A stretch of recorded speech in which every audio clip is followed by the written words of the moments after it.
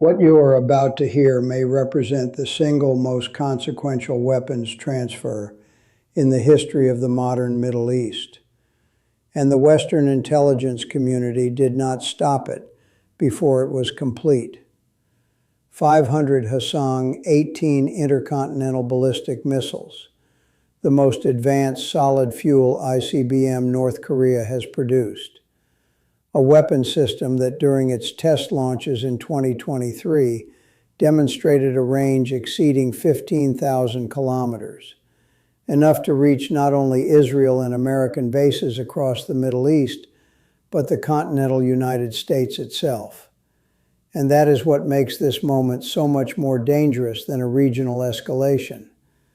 Because if this transfer is real, then the map of the conflict just expanded far beyond the region, far beyond deterrence, and far beyond what Washington ever expected to contain. 500 of them transferred in a covert logistics operation of extraordinary scale and precision, now reportedly sitting in hardened underground facilities across Iranian territory, fueled, targeted, and ready.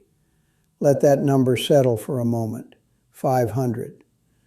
The United States currently deploys roughly 400 Minuteman III ICBMs in its entire land-based nuclear deterrent. The number Iran has now received from Pyongyang exceeds America's own ground-based strategic missile inventory. And unlike the Minuteman III, a system whose fixed silo locations have been known, mapped, and targeted by Russian and Chinese war planners for decades. These Hwasong-18 platforms are roadmobile. They move, they hide. They can be dispersed and repositioned across Iran's vast territory in ways that make preemptive targeting effectively impossible, without real-time intelligence of a quality no satellite constellation currently guarantees. Israel woke up this morning in a fundamentally different strategic reality than the one it went to sleep in. The qualitative military edge Washington has guaranteed and underwritten for half a century. The assurance that Israel would always possess weapons, systems, and delivery capabilities superior to any combination of regional adversaries may have just been shattered by a single transfer agreement between two sanctioned, isolated states the West spent decades trying to keep apart. The question every defense ministry from Tel Aviv to Washington to Riyadh is now asking in emergency sessions is no longer whether this transfer happened. Satellite imagery, signals intelligence, and human reporting from multiple sources have pushed that question toward analytical certainty. The real question asked now with barely concealed panic is this: what happens next? What does Israel do when it faces an adversary armed with 500 ICBMs, capable of carrying nuclear payloads delivered by a guidance system no Middle Eastern missile defense architecture was built to stop at scale? What does Washington do when the deterrence framework it maintained across the region for 50 years suddenly confronts a weapons inventory that alters every calculation at once? This analysis goes inside the transfer. We examine how it happened, why Western intelligence failed to prevent it, what the Hwasong-18 actually represents as a weapons system, and how the consequences ripple outward across Israel, the United States, and the global order. The world may have changed last night. Here is what that change means. 3 questions drive everything that follows. First, how did North Korea and Iran execute a transfer of 500 of the world's most advanced solid-fuel ICBMs without triggering a Western interdiction response? Second, what does the Hwasong-18's actual technical capability mean for Israel's defense architecture and for American power projection across the Middle East? Third, with Iran now holding the largest roadmobile ICBM force outside Russia and China, what realistic options remain for Washington and Tel Aviv? And is there any path forward that does not point directly toward the most dangerous nuclear confrontation since the Cuban Missile Crisis? The answers are not reassuring, but they are necessary. If this channel has been giving you analysis that cuts through the noise of official narratives and mainstream defense commentary, this is the moment to stay with it. Subscribe, hit the notification bell, and share this video with everyone in your network who is serious about understanding what is actually happening at the sharp edge of global power competition. And tell me what you think. What is the next move from Tehran, from Pyongyang, from Tel Aviv, and from Washington that appears to be running out of options faster than anyone in official policy space is willing to admit publicly? To understand how this transfer happened without triggering a Western interdiction response, you have to understand two things at the same time: the genuine limits of Western intelligence collection against deeply compartmentalized operations between sanctioned states, and the extraordinary lengths both Pyongyang and Tehran appear to have taken to keep this operation invisible until it was complete. The Hwasong-18 transfer did not happen overnight. It was the culmination of a relationship between North Korea and Iran that has deepened steadily over the last decade, accelerated sharply after the collapse of the JCPOA in 2018, and reached a new level after North Korean logistics support to Russian forces in Ukraine proved that large-scale covert weapons transfers could still be executed under intense Western surveillance. That earlier pipeline mattered. It taught Pyongyang that covert logistics at scale were still possible. It taught Tehran that sanctions did not prevent strategic exchange, and it demonstrated in practical terms that the intelligence and interdiction architecture of the West could still be outmaneuvered. The transfer reportedly exploited three major vulnerabilities in Western intelligence coverage. The first was geographic. The primary route appears to have run overland through Chinese territory, with Chinese authorities either uninformed, indifferent, or deliberately unwilling to look too closely. Then through Central Asia, and from there through a mix of Russian transit permission and Iranian-controlled corridors into northwestern Iran. That route matters because it avoided the places where American interdiction is strongest. It avoided maritime choke points. It avoided monitored air corridors. It passed instead through the exact kind of continental seam where intelligence collection is thinner, bureaucratically fragmented, and politically harder to task at the level required for continuous tracking.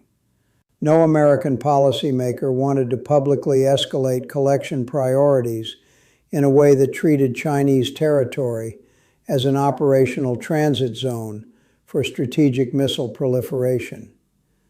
That reluctance may have created the very blind spot the transfer needed.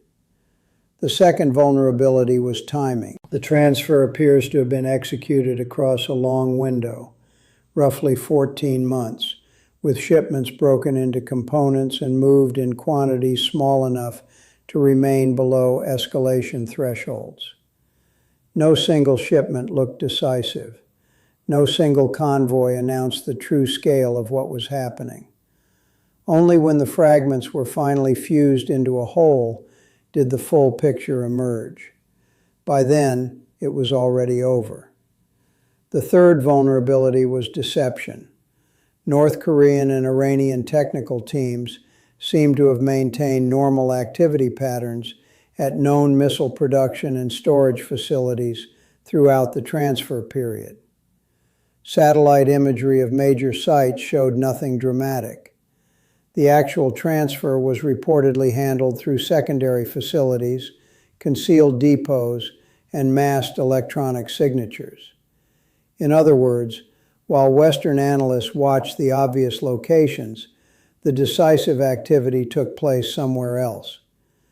The result is difficult to overstate. The most heavily resourced intelligence apparatus in human history appears to have missed the transfer of 500 ICBMs until the missiles were already inside Iran, dispersed across multiple hardened locations, and effectively beyond the reach of any conventional military action short of a massive sustained bombing campaign with catastrophic escalation risk. The moment the transfer was confirmed, emergency sessions were convened in Washington, Tel Aviv, London, and every Gulf capital, hosting significant American military infrastructure. But those sessions did not produce a clean plan. They produced the recognition that no clean plan exists. Every available option now carries costs so severe that acting requires accepting consequences. No Western government is politically prepared to absorb. Iran's public posture after confirmation was striking in its restraint. Tehran did not celebrate with dramatic speeches. It did not hold a triumphalist parade. It simply allowed the fact of the transfer to circulate through intelligence channels and let the implications do the work. That restraint was itself a message. It projected a particular kind of confidence, the confidence of a state that believes the decisive act is already complete and that nothing its adversaries do now can reverse it. The Hwasong-18 entered the global strategic conversation in April 2023, when North Korea conducted its first public test launch under Kim Jong-un's direct supervision. What that launch revealed and what outside analysts later confirmed through trajectory and telemetry analysis was a weapon system representing a true generational leap in North Korean ballistic missile capability. To understand why the Hwasong-18 is different from earlier Iranian missile systems and why it may render parts of Israel's existing defense architecture functionally obsolete against this specific threat, you need to focus on 4 technical dimensions: propulsion, range, guidance, and survivability. Start with propulsion. Older North Korean ICBMs and many Iranian long-range systems derived from earlier North Korean designs used liquid fuel. Liquid fuel systems can be formidable, but they come with a crucial weakness. Before launch, they require a fueling sequence that takes time and produces observable signatures. Satellites can sometimes detect those thermal and chemical markers. Ground sensors can track the preparation cycle. That launch window is exactly what American and Israeli preemptive strike doctrine has historically been built to exploit. If you can see the missile being readied, you can destroy it before it leaves the ground. The Hwasong-18 eliminates that vulnerability. It uses a 3-stage solid fuel propulsion system, the most advanced solid fuel ICBM architecture North Korea has yet fielded. A solid fuel missile does not require lengthy fueling before launch. The propellant is already integrated. A road mobile launcher can receive an order, erect the missile, and launch within minutes, leaving almost no meaningful warning window for preemptive strike. That is not a minor improvement. It is a categorical transformation against liquid fuel systems. Preemptive strike remains difficult but plausible. Against a solid fuel road mobile force spread across a country the size of Iran, preemption stops being a practical doctrine. You cannot reliably hit what you cannot find, and you cannot find it fast enough. Then there is range. The Hwasong-18's tested range exceeding 15,000 kilometers in some launch profiles means that from virtually anywhere inside Iran, the missile can reach Tel Aviv, every American base in the Middle East, every major European NATO capital, and with suitable positioning, even targets inside the continental United States. Iran has never before possessed a delivery system with true intercontinental reach. The acquisition of 500 Hwasong-18 platforms transforms Iran overnight from a regional military power into a state with global strike capability. The third dimension is guidance, and this is where the problem becomes even more serious for missile defense planners. North Korea's missile guidance technology has advanced significantly over the past decade, aided by external expertise, sanctions-driven innovation, and a relentless focus on survivability under contested conditions. The Hwasong-18 reportedly combines inertial navigation with stellar updates, meaning it can navigate without reliance on GPS or other satellite-based systems vulnerable to jamming or spoofing. That matters enormously. American electronic warfare can degrade GPS-dependent systems. It cannot jam the stars. This means the continuous GPS jamming environment the United States has sustained across parts of the Middle East, useful against some Iranian systems, would have virtually no effect on the Hwasong-18's terminal guidance. Accuracy estimates vary, but even conservative readings suggest a circular error probable of roughly 100 to 150 meters for conventional payload configurations, with potentially better performance under optimized targeting conditions. For hardened military installations, that matters for city-scale targets. It is devastating.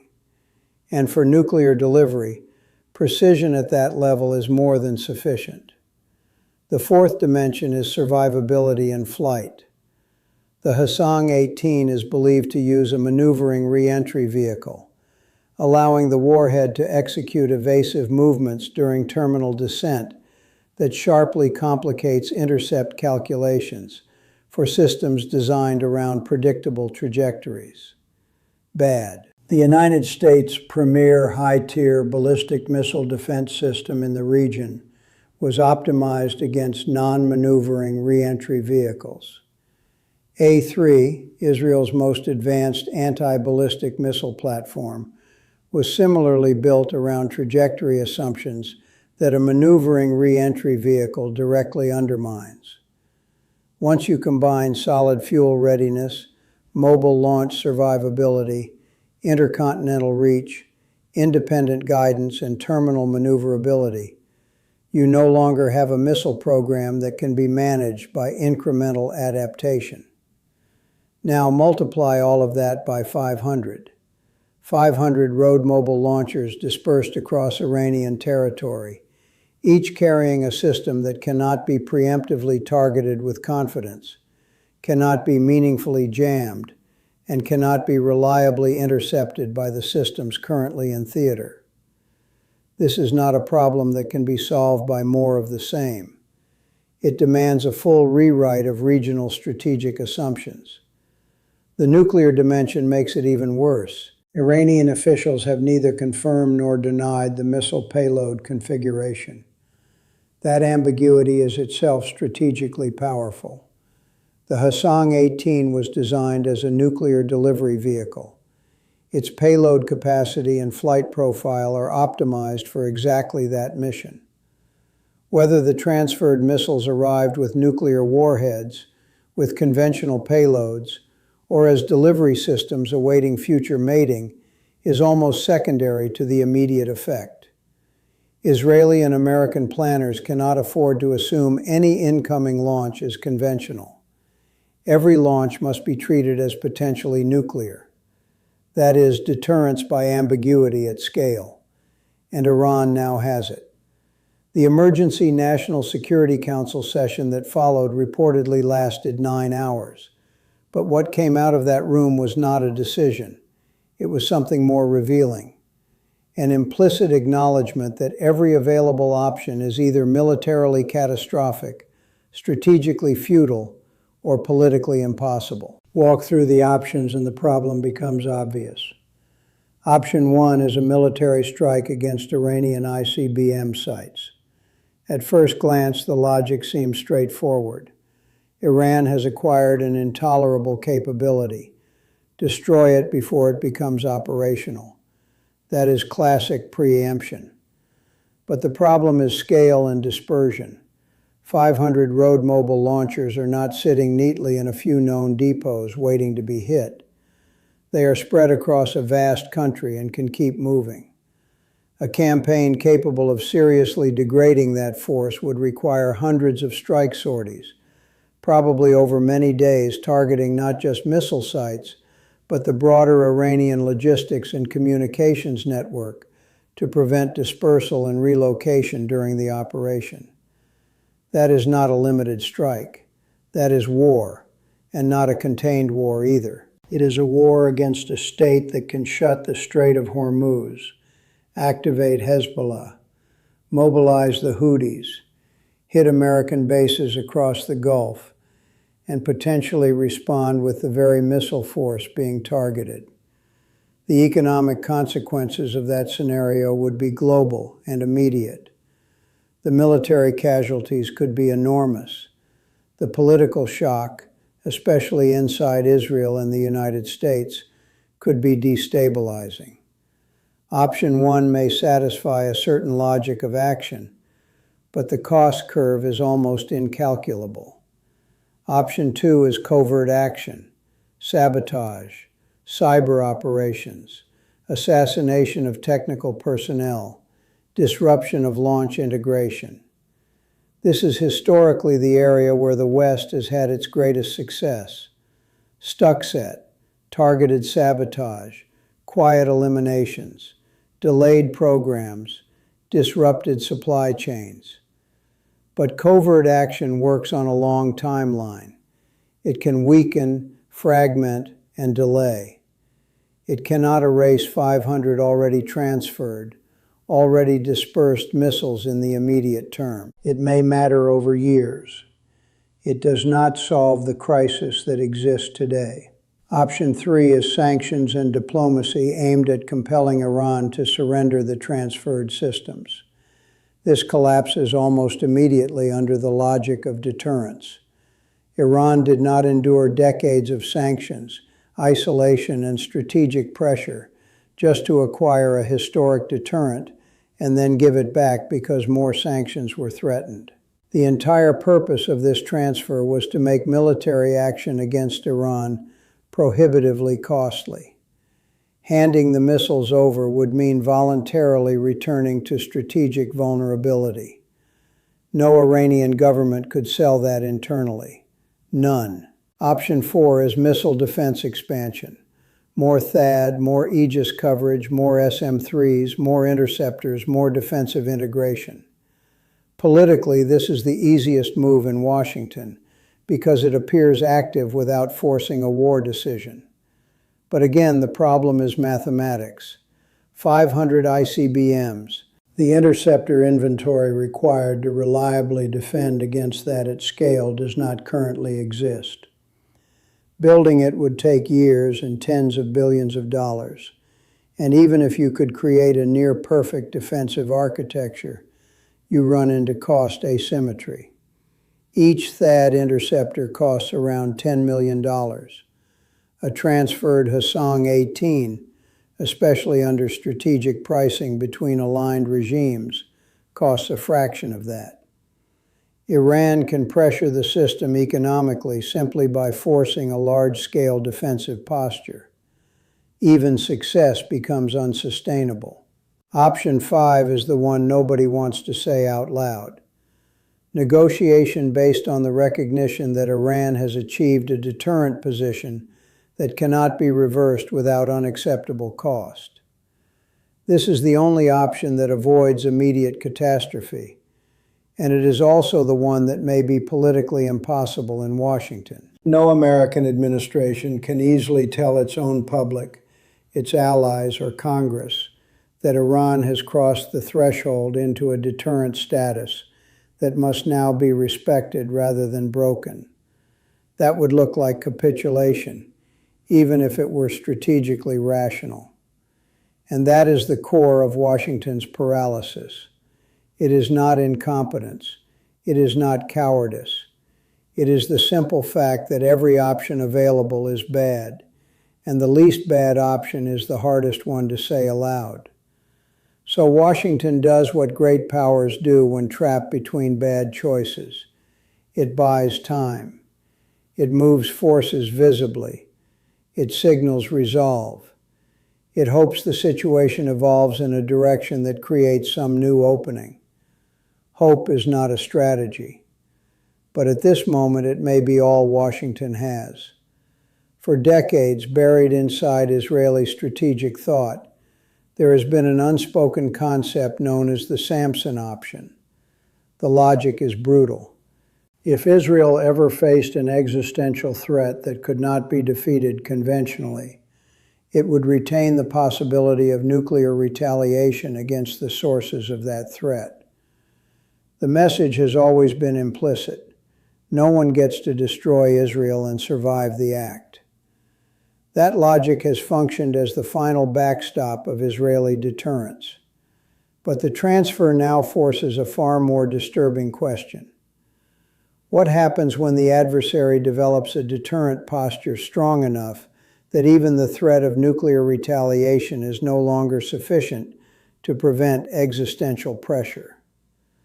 A conventionally armed Iran fears Israeli nuclear retaliation differently than an Iran potentially able to absorb such a strike and still respond with a surviving ICBM force. Once that becomes true, the entire logic of Israeli nuclear monopoly begins to fray. The problem is not just the missiles themselves, it is what they do to doctrine. Israel has spent its modern history as the region's sole nuclear power, with all the advantages that monopoly confers. That monopoly now appears challenged by a regional adversary that has suddenly moved into peer deterrent space. Israel's immediate reaction has reportedly been maximal readiness, Arrow batteries on continuous alert, THAAD repositioned, underground command infrastructure fully manned, submarine-based second strike forces dispersed into patrol positions,